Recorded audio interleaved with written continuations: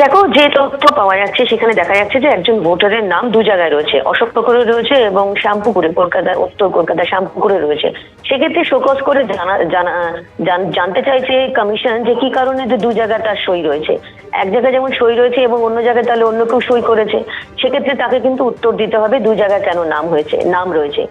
যেমন জানিয়ে রাখি যে ইতিমধ্যেই কিন্তু যেমন বিএলওদের শোকজ করা হয়েছে, যেমন হুগলির চণ্ডীতলা, যেখানে দেখা যাচ্ছে যে মৃতকে জীবিত যে দিনই তাকে মৃত বলা হয়েছে। অন্য জায়গায় জানিয়ে রাখি যে যেমন কোচবিহার দক্ষিণে, সেখানেও কিন্তু জীবিত রয়েছেন, মৃত বলা হয়েছে।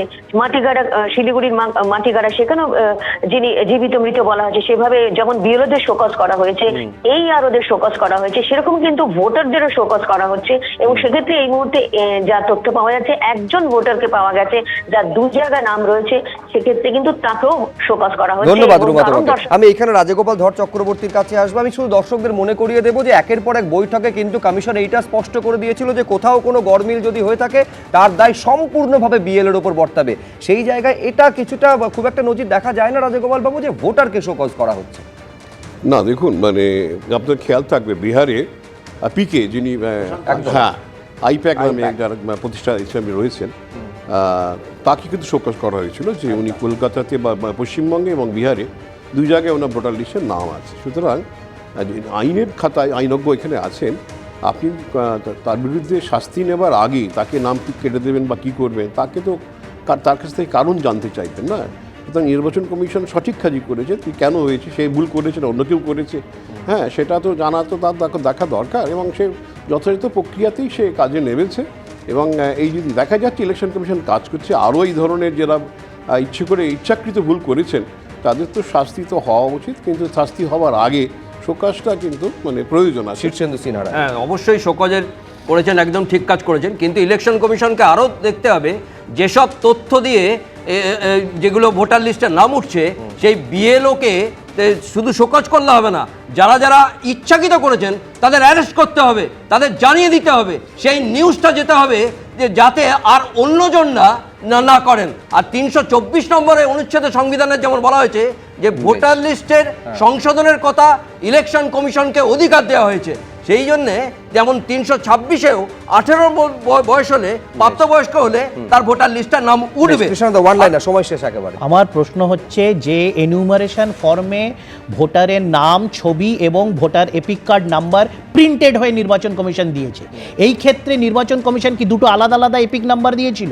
একজনের নাম দুটো লিস্টে কি করে থাকতে পারে? সে দুটো ইন্টার স্টেট হতে পারে, ইন্টার কনস্টিটিউয়েন্সি হতে পারে। এটা কি করে হলো?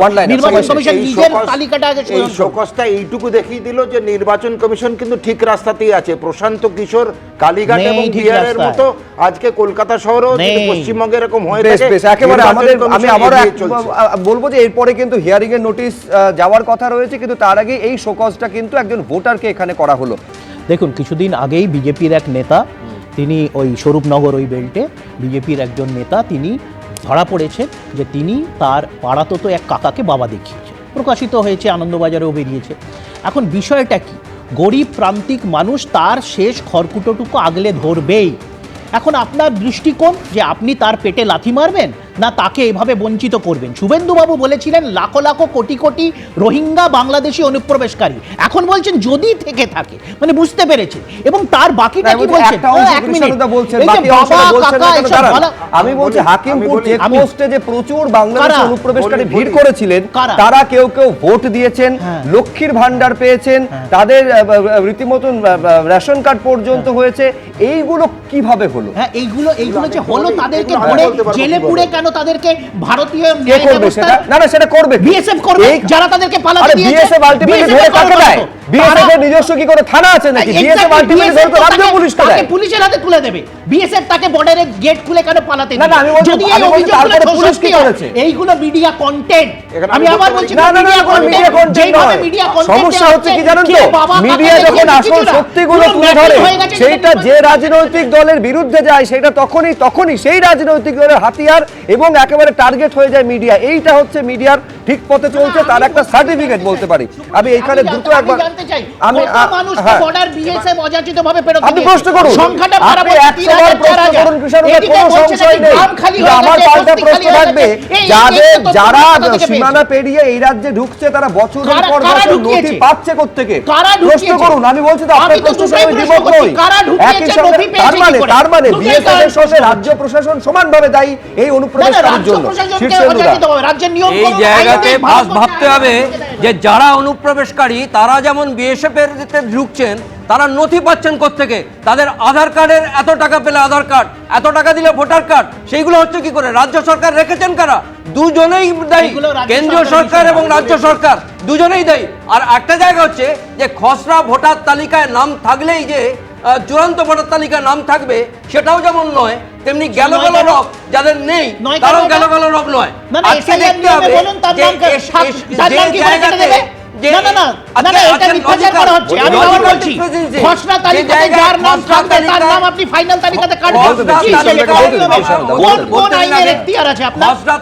যাদের নাম নেই তারা 6 নম্বর ফর্ম ফিল আপ করে নতুন নামকে দেখতে পারে, যেমন এসডিডি, অ্যাবসেন্ট, শিফটেড, ডেড এবং ডুপ্লিকেট এই তালিকা যেমন টাঙিয়ে দেওয়া হয়েছে।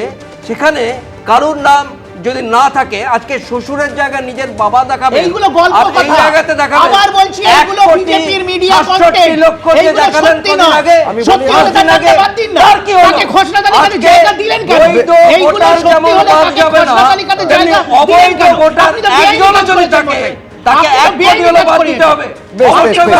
আমি শারদ মুখোপাধ্যায়ের কাছে আসবো। শারদ দাদা অনেকক্ষণ থেকে বলতে চাইছেন, কিন্তু তার আগে আরেকটা প্রতিবেদন দেখাই। এতক্ষণ কি দেখালাম যে জীবিত কিন্তু ভোটার তালিকায় মৃত বা উল্টোটা। এইবার আপনাদের উত্তর 24 পরগনার একটা ছবি রাখবো। এই ছবি আগেও এবিপি আনন্দ আপনাদের দেখিয়েছে যে মাইকে ঘোষণা করা হয়েছে যে যারা এনুমারেশন ফর্মে ফিল আপ করেননি, যারা এই বিএলওদের কাছে যাননি বা বিএলওরা যাদের বাড়ি যাননি, তারা যেন এনুমারেশন ফর্মটা ফিল আপ করেন। কিন্তু তারপরেই এনুমারেশন পর্ব মেটার পর যখন দেখা যাচ্ছে যে এসআইআর এর পর ভোটার তালিকা, খসড়া ভোটার তালিকা বেরোচ্ছে, তখন একটা বুথ, বাগদার একটা বুথ 490 জন ভোটার 165 জনের নাম বাদ গিয়েছে। জানিয়ে এক্ষেত্রেও সেই রাজনৈতিক দড়ি টানাটানি দেখুন। শিববাড়ি গ্রাম পঞ্চায়েতের 24 নম্বর ওয়ার্ডে সমস্ত ভোটারদের জানানো হচ্ছে যে আপনারা যারা এখনো পর্যন্ত এনুমারেশন ফর্মটি সংগ্রহ করেন তাদেরকে বলা হচ্ছে আপনারা ফর্মটি সংগ্রহ করুন এবং নির্দিষ্ট সময়ে বিএলও সাহেবের কাছে জমা করুন। নিয়ম মেনে বাড়ি বাড়ি গিয়েছিলেন বিএলও। এইভাবে মাইক নিয়ে চলে ঘোষণাও, কিন্তু ভোটারের হদিশ মেলেনি। আর এবার খসড়া তালিকা প্রকাশ পেতেই সামনে এলো এই চাঞ্চল্যকর ছবি। উত্তর 24 পরগনার বাগদার একটি বুথেই নাম বাদ গেছে অন্তত 165 জন ভোটারের। এই যে 165 জনকে যে বিএলও পায়নি, এরা আমাদের কমিশনের যা ম্যান্ডেট আছে সেই ম্যান্ডেট অনুযায়ী বিএলও 3 বার গেছে। আমরা বিভিন্ন রকমভাবে চেষ্টা করেছি, এমনকি আমরা বুথেও লিস্ট টাঙিয়ে দিয়েছিলাম, তো গ্রামে প্রচারও করা হয়েছিল। সিন্দ্রানী পঞ্চায়েতের খড়ের মাঠ 24 নম্বর পার্টে মোট ভোটার 490 জন, কিন্তু অভিযোগ এসআইআর প্রক্রিয়ার এনুমারেশন পর্বে তাদের মধ্যে অন্তত 165 জনের হদিশই পাননি বিএলও। প্রায় 34% ভোটারের খোঁজ না পেয়ে পাড়ায় পাড়ায় মাইকে ঘোষণা করা হয়। বিভিন্ন রাজনৈতিক দলের সঙ্গে বৈঠক শেষে এনুমারেশন ফর্ম গ্রহণ করেননি এমন ভোটারদের একটি তালিকাও প্রকাশ করা হয়, কিন্তু তাতেও কোনো সাড়া না মেলায় শেষমেশ খসড়া তালিকা থেকেও বাদ পড়লেন তারা। এখানে প্রশ্ন উঠছে, একটি বুথের এতজন ভোটার রাতারাতি কোথায় চলে গেলেন? কেনই বা উধাও হয়ে গেলেন? এতদিন তারা কাকে ভোট দিচ্ছিলেন? তাদের ভোটে কোন দল লাভবান হচ্ছিল?